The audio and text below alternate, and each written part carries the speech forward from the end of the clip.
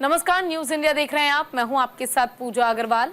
राजधानी एक्सप्रेस के इस बुलेटिन में आप सभी का स्वागत। शुरुआत हरियाणा की खबरों के साथ करेंगे। हरियाणा में विधानसभा चुनाव की तैयारी तेज हो गई है। हरियाणा बीजेपी में सीटों पर जारी है मंथन। दिल्ली में आज फिर कोर कमेटी की बैठक होगी। कोर कमेटी की बैठक में नामों पर चर्चा की जाएगी। 35 सीटों के लिए उम्मीदवारों पर मंथन किया जाएगा। 55 सीटों के लिए नामों पर लग चुकी है मोहर। पीएम मोदी की मौजूदगी में नामों पर मोहर लगी है। तो हरियाणा में विधानसभा चुनाव की तैयारियों में बीजेपी जुट गई है। चुनाव जीतने के लिए जिताऊ उम्मीदवारों को पार्टी टिकट देने में जुटी हुई है। वहीं 55 सीटों के उम्मीदवारों के नाम पर मोहर लग चुकी है। इसी के लहजे से आज फिर बीजेपी कोर कमेटी की बैठक होगी, जहां बाकी 35 सीटों के नामों पर मंथन होगा। दिल्ली में बीजेपी मुख्यालय में ये बैठक आयोजित की जा रही है।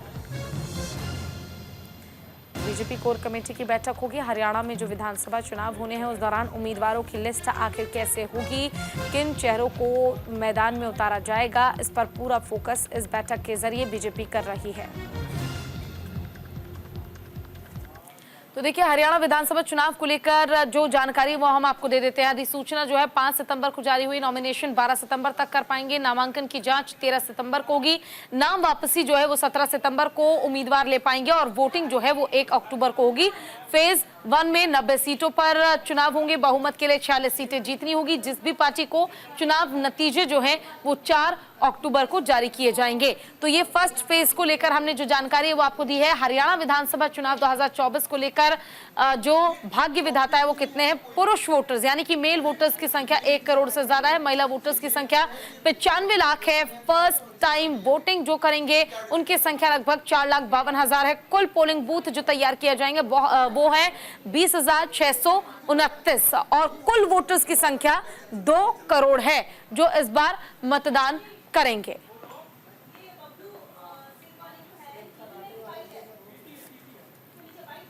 तो बेहद खास इस बार माना जा रहा है हरियाणा चुनाव। हरियाणा विधानसभा चुनाव के लिए भाग्य विधाताओं की कुल वोटर्स की संख्या जो है वो 2 करोड़ है। इसमें 1 करोड़ से ज्यादा तो पुरुष हैं और 95 लाख महिला वोटर्स हैं जो पहली बार वोट करेंगे। उनकी संख्या 4 लाख के करीब है और लगभग हर जगह पर 20,629 पोलिंग बूथ तैयार किए जाएंगे।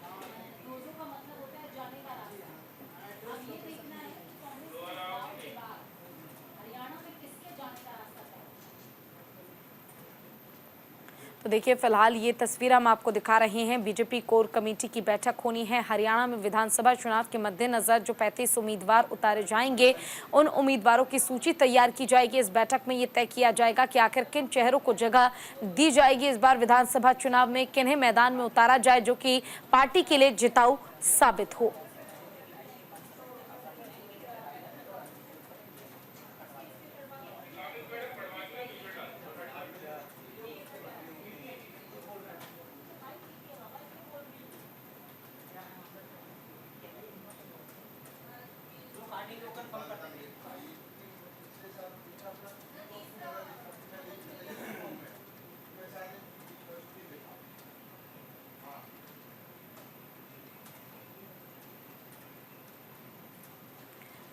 हरियाणा में विधानसभा चुनाव की तैयारी तेज हो गई है और इसी को लेकर बीजेपी कोर कमेटी की बैठक जो है वो होनी है। और बीजेपी कोर कमेटी की बैठक में हरियाणा में जितने भी उम्मीदवार बीजेपी उतारेगी उन उम्मीदवारों का चयन किया जाएगा कि आखिर मैदान में किन्हें उतारा जाए। हालांकि भारतीय जनता पार्टी के लिए इस बार हरियाणा की सीटें इसलिए भी महत्वपूर्ण हो जाती है क्योंकि हरियाणा में जो इस बार परिवर्तन हुआ, मुख्यमंत्री का चेहरा बदला गया। नायब सिंह सैनी इस बार चुनावी मैदान में उतारे गए और नायब सिंह सैनी हालांकि कहने को धुरंधर है, लगातार प्रचार प्रसार कर रहे हैं, लेकिन लोगों के मन में कम समय में आखिर वो कितना जगह बना पाए हैं ये भी काफी महत्वपूर्ण है क्योंकि नायब सिंह सैनी को ज्यादा समय इस बार चुनाव के दौरान नहीं मिल पाया था जब वो मुख्यमंत्री के तौर पे भी नियुक्त किए गए थे। और अगर मनोहर लाल की हम बात करें तो वो बेशक से केंद्रीय मंत्री बन चुके हैं, लेकिन हरियाणा चुनाव में पूरा योगदान, वो पूरा सहयोग नायब सिंह सैनी का करते नजर आ रहे हैं। बीजेपी की कमान संभालते वो नजर आ रहे हैं। अब देखना ये होगा कि आखिर बैठक के बाद कौन से वो नाम होंगे, कौन वो चेहरे होंगे जिन पर मोहर लगाएगी भारतीय जनता पार्टी। हालांकि हरियाणा में विधानसभा चुनाव की तारीखों के ऐलान के साथ ही महत्वपूर्ण हो गया है 1 अक्टूबर को होने वाली वो वोटिंग, जिसमें 2 करोड़ से ज्यादा हरियाणा की जनता प्रतिभाग करेगी और अपने मताधिकार का इस्तेमाल करेगी, सरकार चुनने में पूरा सहयोग करेगी। निर्वाचन आयोग के निर्देश अनुसार डीसी और जिला निर्वाचन अधिकारी महावीर कौशिक के मार्गदर्शन में जिले की चारों विधानसभाओं की मतदाता सूची का अंतिम प्रकाशन कर दिया गया है, जिसके तहत नई मतदाता सूची में 2104 नए मतदाता और जुड़ गए हैं। अब विभानी जिले में मतदाताओं की कुल संख्या 8,73,798 से बढ़कर 8,75,902 हो गई है। अब अंतिम मतदाता सूची के अनुसार भिवानी जिला की चारों विधानसभा क्षेत्र से कुल 8,75,902 मतदाता विधानसभा चुनाव में मतदान करेंगे, जिसमें कुल 4,62,538 पुरुष और 4,13,358 महिलाएं मतदाता शामिल हैं। भिवानी जिले में 8,75,902 मतदाता, हमारी जो फाइनल मतदाता सूची हुई है 27/8 को, उसके अनुसार 8,75,902 मतदाता डिस्ट्रिक्ट में हैं। अगर मैं विधानसभा वाइज आपको बताऊं तो इसमें लुहारू विधानसभा है हमारे। मेल फीमेल की मैं आपको बताना चाहूँगा कि पूरे डिस्ट्रिक्ट में हमारे 4,62,538 मेल हैं और 4,13,364 फीमेल मतदाता हैं। पंजाब के बठिंडा से बड़ी खबर आपको बता दें, महिला किसान नेता के घर एनआईए की दबिश। बठिंडा के रामपुरा फूल इलाके में एनआईए की दबिश हुई है। किसान नेता सुखविंदर कौर खंडी के घर एनआईए की रेड हुई है। तो पंजाब और हरियाणा में नेशनल इन्वेस्टिगेशन टीम यानी एनआईए ने दबिश दी है। इस दौरान एनआईए की टीम बठिंडा के रामपुरा फूल कस्बे के सराभा नगर में भारतीय किसान यूनियन क्रांतिकारी की महिला नेता सुखविंदर कौर खंडी के घर भी रेड मारने के लिए पहुंची और किसान नेता के घर के बाहर पुलिस के जवानों को तैनात किया गया। लेकिन सुखविंदर कौर खंडी के घर एनआईए ने रेड क्यों मारी, इसके कारणों का अभी पता नहीं चल पाया है। सुखविंदर कौर खंडी के घर एनआईए की रेड से भारतीय किसान यूनियन क्रांतिकारी के नेता भड़क गए हैं।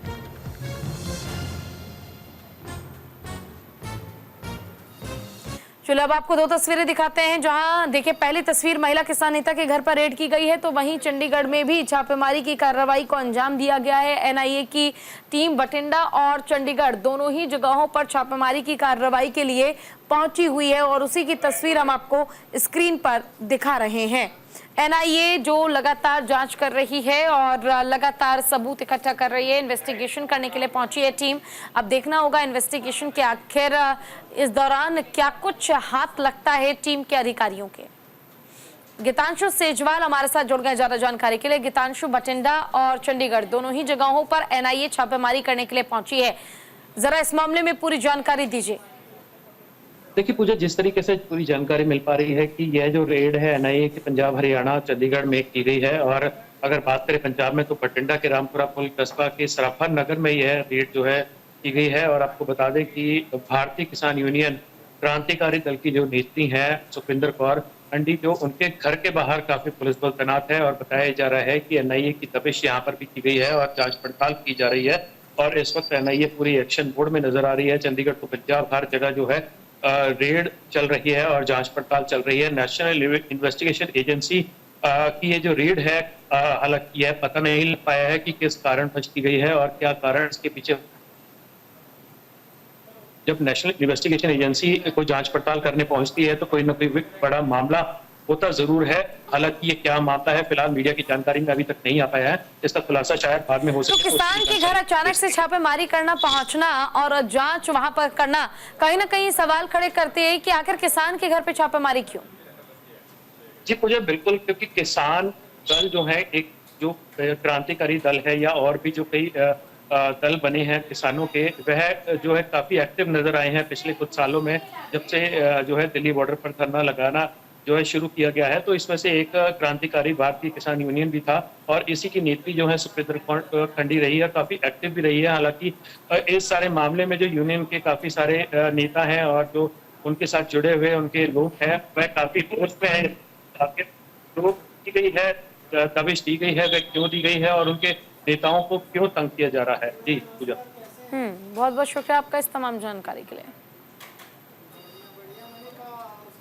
तो देखिए, फिलहाल एनआईए की टीम छापेमारी करने के लिए पहुंची है। लगातार जो जांच है वो की जा रही है। अधिकारी वहां पर पहुंचे हुए हैं। चंडीगढ़ और भटिंडा, इन दोनों ही जगहों पर एनआईए की टीम छापेमारी करने के लिए पहुंची है।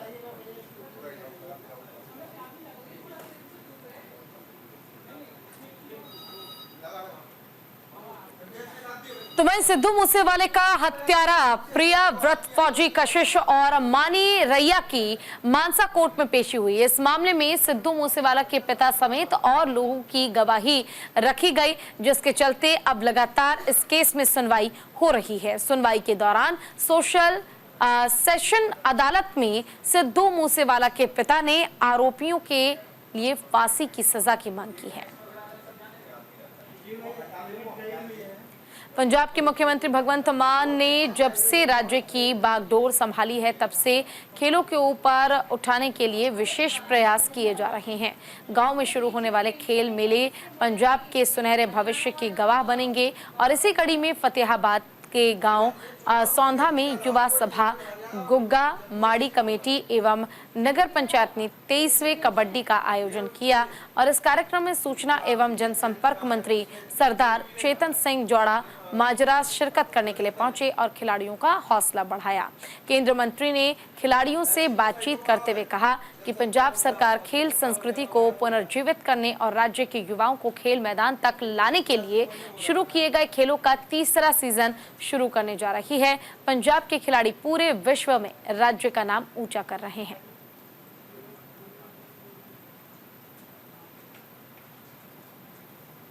ਜਿਹੜਾ ਟੂਰਨਾਮੈਂਟ ਕਰਵਾਇਆ ਜਾ ਰਿਹਾ ਹੈ, ਮੈਂ ਨਿੱਕੀ ਬਾਈ ਦਾ ਧੰਨਵਾਦ ਕਰਦਾ ਸਾਡੇ ਐਮਐਲਏ ਸਾਹਿਬ ਰਾਏ ਸਾਹਿਬ ਦਾ, ਮੇਰੇ ਛੋਟੇ ਵੀਰ ਜੀਪੀ ਸਾਹਿਬ ਦਾ, ਜਿਨ੍ਹਾਂ ਦੀ ਬਦੌਲਤ ਅੱਜ ਤੁਹਾਡੇ ਦਰਸ਼ਨ ਕਰਨ ਦਾ ਜਿਹੜਾ ਮੌਕਾ ਮਿਲਿਆ ਜੀ। ਬਹੁਤ ਚੰਗਾ ਉਪਰਾਲਾ ਹੈ ਜਿਹੜਾ ਨਗਰ ਵੱਲੋਂ ਸਾਡੇ ਭਰਾ ਨਿੱਕੀ ਵੱਲੋਂ ਜਿਹੜਾ ਕੀਤਾ ਜਾ ਰਿਹਾ, ਜਿਨ੍ਹਾਂ ਨੇ ਆਪਣੇ ਭਰਾ ਨੂੰ ਯਾਦ ਕਰਦੇ ਹੋਏ ਇਹ ਜਿਹੜਾ ਕਬੱਡੀ ਦਾ ਵੱਡਾ ਟੂਰਨਾਮੈਂਟ ਜਿਹੜਾ ਕਰਵਾਇਆ ਜਾ ਰਿਹਾ, ਜਿੱਥੇ ਪੰਜਾਬ ਦੇ ਵਿੱਚ ਖੇਡਾਂ ਰੌਣਕ ਮੇਲੇ ਜਿਹੜੇ ਹੋਣ ਲੱਗੇ ਉਹ ਇੱਕ ਆਉਣ ਵਾਲੇ ਚੰਗੇ ਸਮੇਂ ਦੀ ਨਿਸ਼ਾਨੀ ਹੈ। ਕਿਉਂਕਿ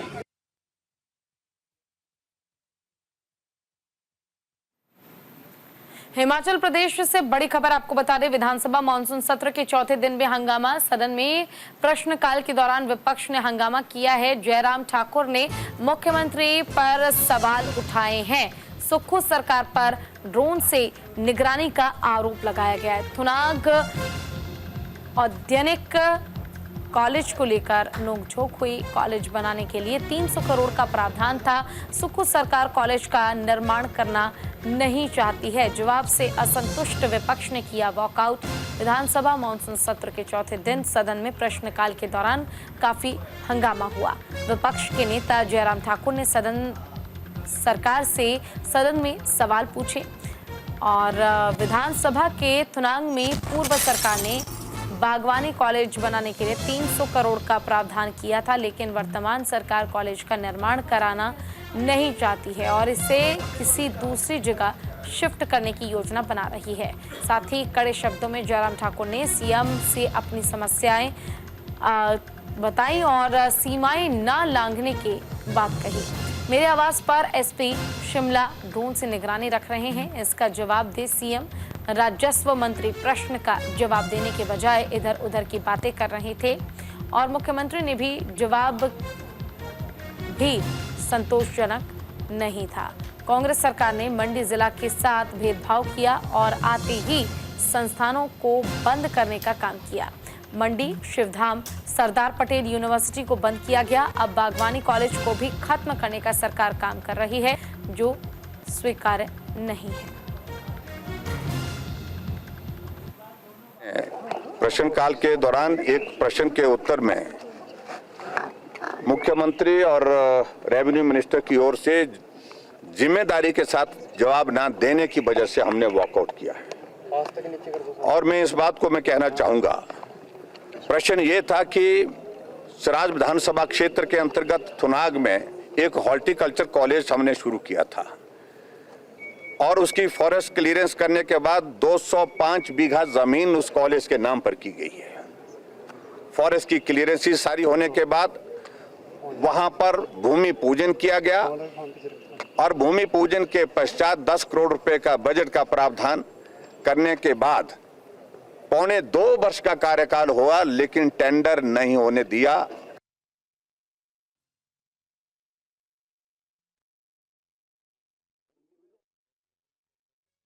किया जाता है, सही मायने में वो सच्चाई होती है। किसी प्रकार का पुलिस विभाग द्वारा कोई भी ड्रोन नहीं उड़ाया गया और जो माननीय पूर्व मुख्यमंत्री जयराम जी ठाकुर जी को सनसनी फैलाने की आदत से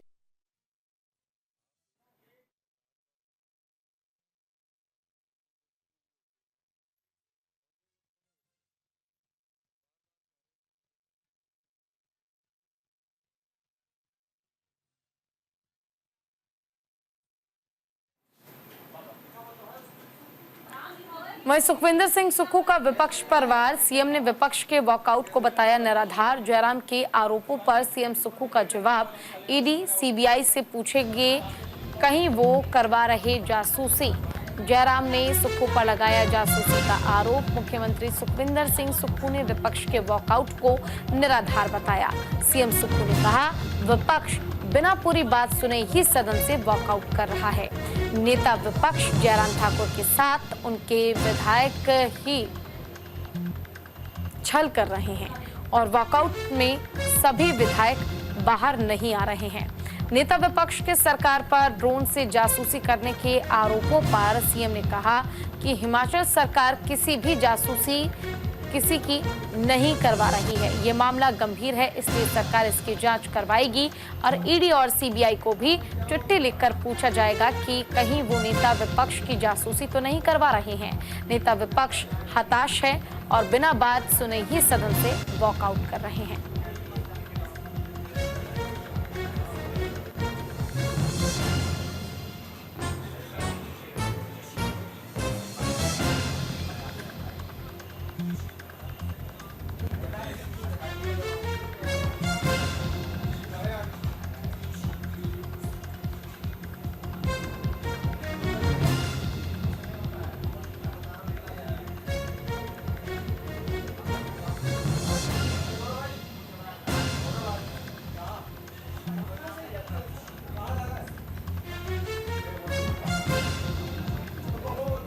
तो ईडी और सीबीआई से पूछेंगे। जयराम ने सुक्खू पर लगाया जासूसी का आरोप। सुखविंदर सिंह सुक्खू का विपक्ष पर वार। सीएम ने विपक्ष के वॉकआउट को बताया निराधार। ड्रोन के जरिए निगरानी के जो आरोप लगाए जा रहे हैं, इस बीच विपक्ष वॉकआउट भी कर रहा है। अब ऐसे में ये समझना बड़ा मुश्किल है कि विधानसभा की कार्यवाही के दौरान क्या इन मुद्दों के जरिए सिर्फ समय जाया करने की कोशिश की जा रही है या फिर वाकई ऐसा कुछ है।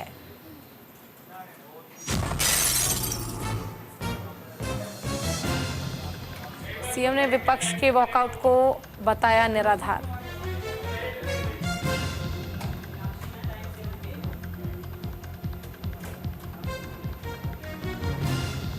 मीनाक्षी हमारी संवाददाता ज्यादा जानकारी के लिए जुड़ गई हैं। मीनाक्षी, देखिए जिस तरह से ड्रोन से निगरानी रखने की आरोप लगाए जा रहे हैं, इन आरोपों के बीच स्पष्टीकरण तो किया ही जा रहा है, लेकिन विधानसभा की कार्यवाही के दौरान जिस तरह से वॉकआउट किया गया, क्या ये समझा जाए कि सिर्फ ये समय जाया किया जा रहा है या फिर वाकई इन आरोपों में कोई बात है, दम है? जी, यदि इन मुद्दों की बात की जाए तो ये बेहद गंभीर देखने को मिल रहे हैं। इस तरह के जो ड्रोन के माध्यम से यदि निगरानी रखी जा रही है विपक्ष के नेता पर, तो ये इस तरह का मामला जो है काफी गंभीर है। इसकी जो है जांच बिल्कुल होनी चाहिए। हालांकि जो है जो मुख्यमंत्री हिमाचल प्रदेश है सुखविंदर सिंह सुक्खू ने जो है ये भी जो है आश्वासन दिया है कि ईडी और जो सीबीआई है उनसे भी जो है इस पर जो है बताया जाएगा कि इसकी जो है जांच होनी चाहिए। और ये जो बेहद गंभीर मामला है यदि देखा जाए तो, और वो भी मानसून सत्र में जो है इसकी जो बात रखी जा रही है। चलिए, शुक्रिया आपका तमाम जानकारी के लिए।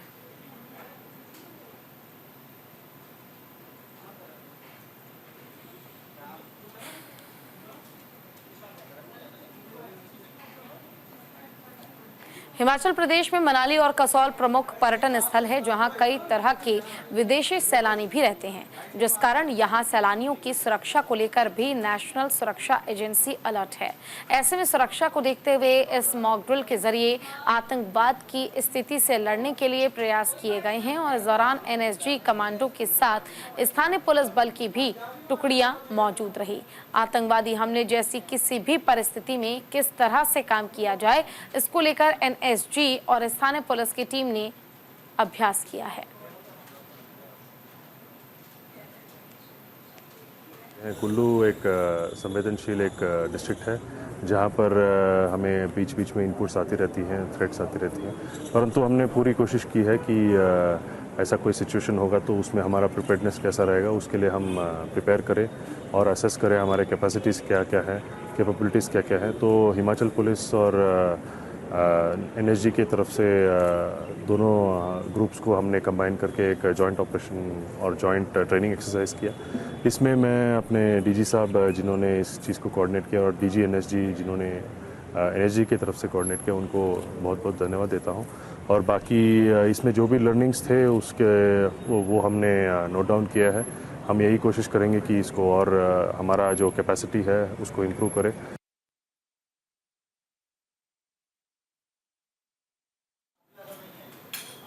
बुलेटिन में इतना ही। नमस्कार।